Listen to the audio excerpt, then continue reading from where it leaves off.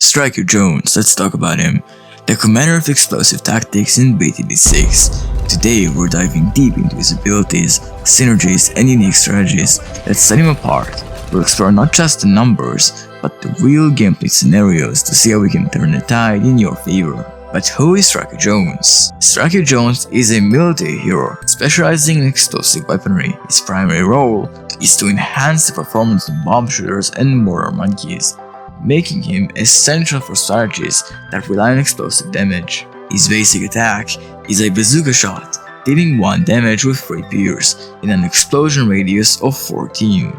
Pierce refers to how many balloons a single attack can pass through for stopping, so in this case, his attack will hit up to 3 balloons in a line before losing effectiveness. Explosion radius 14 means that when his bazooka shot lands, it affects balloons within a small circular area around the impact point, larger than a Dart Monkey's single target hit, but much smaller than a full-screen explosion like a Mortar Monkey's attack.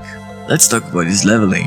At level 3, Striker Jones gains his first ability, Concussive Shell, which stuns balloons in a small radius for 1 second and deals 2 layers of damage.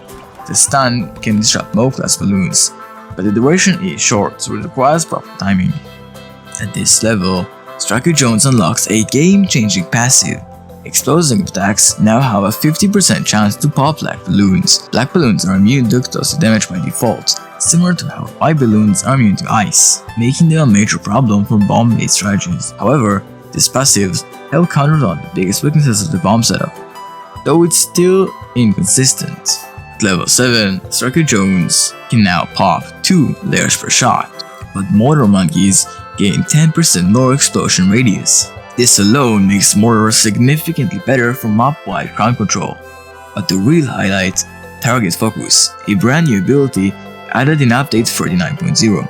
When activated, every mortar monkey on the screen follows your cursor, with 30% improved accuracy for 15 seconds.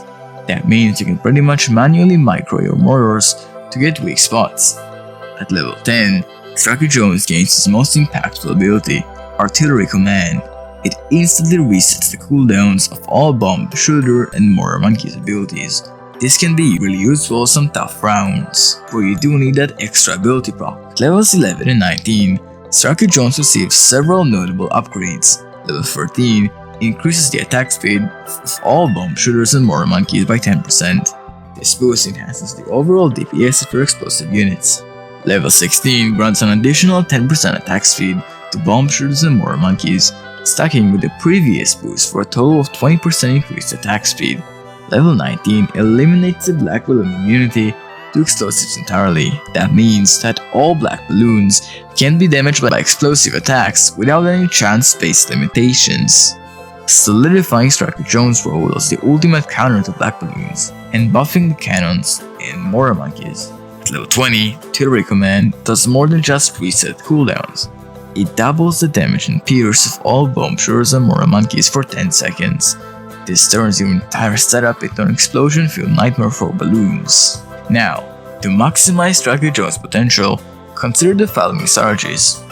An MIB. While Striker Jones' level 19 upgrade allows the explosives to pop black balloons, earlier in the game, black balloons can't pose a significant threat. Plus, Striker Jones has no way to pop camo.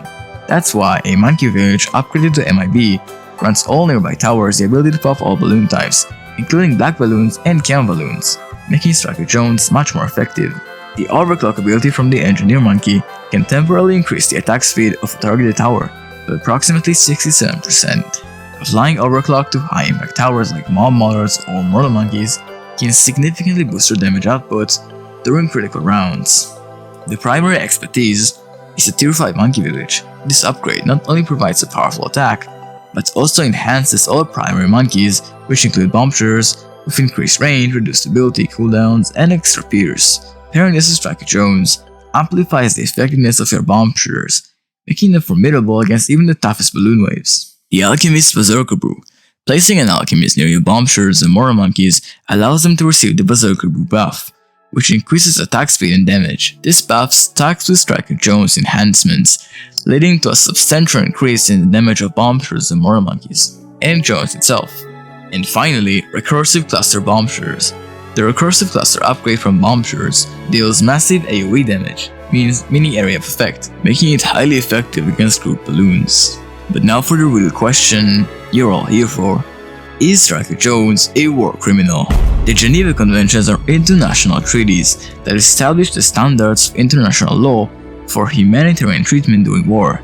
They protect those who are not participating in hostilities, including civilians, medical personnel, and aid workers, as well as those who are no longer participating, such as wounded soldiers and prisoners of war. Let's evaluate Striker Jones' actions through this lens. First, use of indiscriminate explosive weaponry. High likelihood.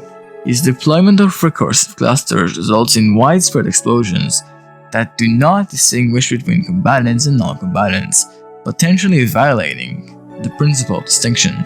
Destruction of civilian infrastructure. Moderate. There have been instances where its explosive tactics have inadvertently targeted structures like monkey villages, which could be considered civilian objects under the conventions. Violations of humane treatment laws. Questionable. Engaging mob-class balloons without offering a chance for surrender may contravene the protections afforded to combatants who are not in combat. As for my take, while Striker Jones' tactics are pretty questionable against balloon threats, I'm pretty sure balloons have no rights, so if we look at it like that, I think Striker Jones is allowed to do the things he does. But the situation is pretty questionable. By the way guys, if you're still watching the video, and I really appreciate all of you watching, if you feel like more of this content could interest you, make sure to check out the channel as it is a pretty new one, and I appreciate every little bit of support that I get, as my goal is to build the biggest Sticks community possible. Enjoy watching the rest of the video. Now let's analyze the question of, is Striker Jones worth using? Now, Striker Jones is an even more specific hero than Gwendolyn. He's only buffing 2 towers, which are bomb shooters and mortar monkeys, and his damage is a little bit lower than Gwendolyn. At the early game, you almost exclusively need to build some sort of support, maybe a bomb shooter or mortar monkey, to help him, as he cannot carry it alone, and his inability to pop lags or camos leaves him pretty vulnerable. In the mid game, he actually becomes kinda decent, and his buffs to the bomb shooters and mortar monkeys do help a lot, and in the late game, he's a pretty solid hero overall, if the setup is built around him. However, if you don't want to use those 2 towers, or you can't because they're banned, well, Striker Jones is pretty irrelevant, and I would recommend picking a different hero. Thank you for watching, and see you next time.